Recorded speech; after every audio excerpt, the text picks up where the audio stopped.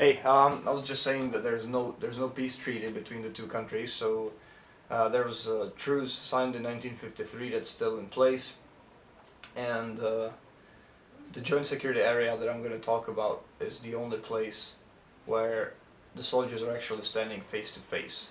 But they're not standing really face to face.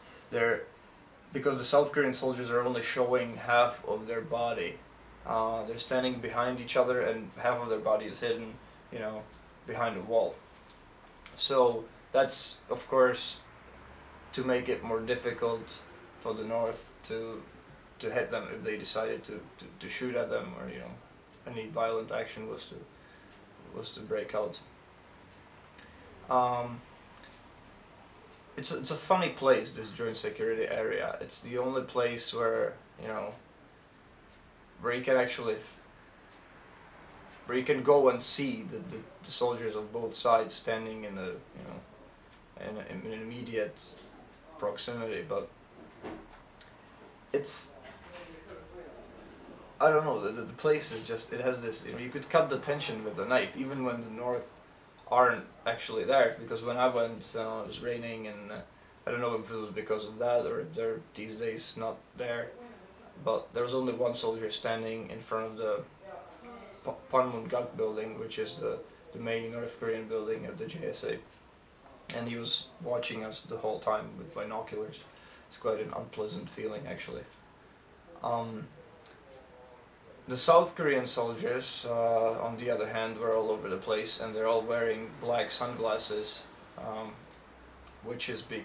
I mean, that is a result of stair fighting that used to take place between the two sides, and that wasn't desirable. So South Korean soldiers were made to wear these sunglasses. They become to be known as JSA sunglasses, and funnily enough, they're designed by Ray-Ban.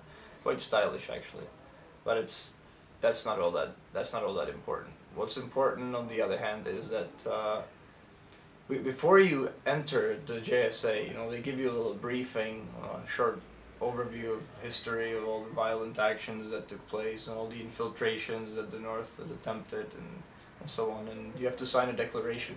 I thought it was quite interesting. Our guy managed to get the declarations back from one of the soldiers, which is normally not allowed, I don't think, but we got it. So I'd like to read a few sentences to you from the declaration. The visit to the joint security area at Panmunjom will entail entry into hostile area and the possibility of injury or death as a direct result of enemy action. Although incidents are not anticipated, the United Nations Command, the United States of America, and the Republic of Korea cannot guarantee the safety of visitors and may not be held accountable in the event of a hostile enemy act. Well, that doesn't really make you feel better, does it, when you enter? Well, either way, had to sign. Went there, all lined up. You have to be in two lines the whole time, and with a guide who's being led by a soldier. So it's quite restrained, feeling you get.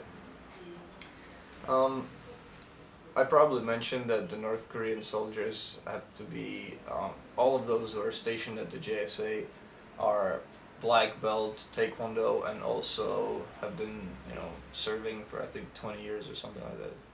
Here it's quite interesting to mention that the compulsory military duty for North Koreans is 13 years, as opposed to 2 years for South Koreans. And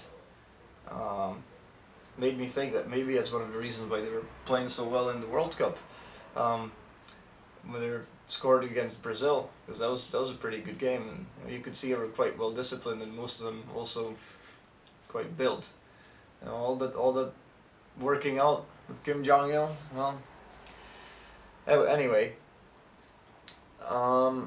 One more thing I would like to mention was that inside of the Blue House, which is right in the middle of this JSA area, and it's divided into two parts by a line that goes straight.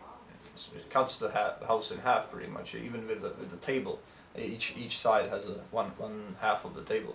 There used to be some quite unpleasant incidents in the past, commonplace, actually, and the North Koreans there was a shelf with miniature flags on one of the walls, and these North Koreans would go there and they would take the miniature flags and wipe their noses on it, or spit on it, step on it, and all sorts of things. So they're always also quite paranoid about, you know, about the room being bugged, and they tried to intimidate the southern side by moving the chairs up higher, and just things like that, you know, psychological war.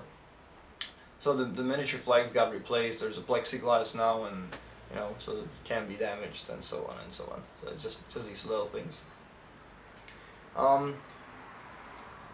The place itself is got like, when you look on the map, there's these funny little names like Bridge of No Return, 72-hour bridge, and you know, everything, every little tree, every little, you know, every little bridge, every little thing has its own history, and you know, at Panmunjom and the adjacent security area.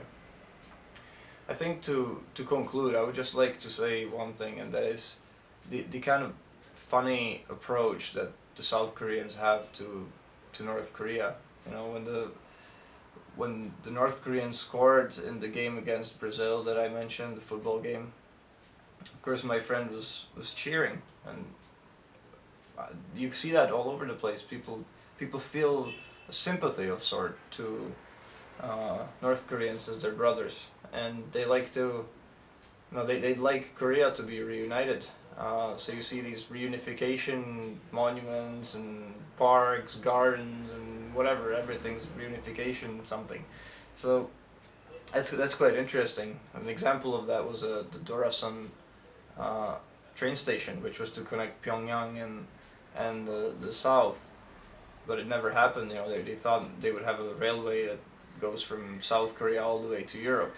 It'd be all connected on the rail, but of course it never happened. So there's a brand new train station that they showed to the tourists, with no trains passing through, with no activity whatsoever.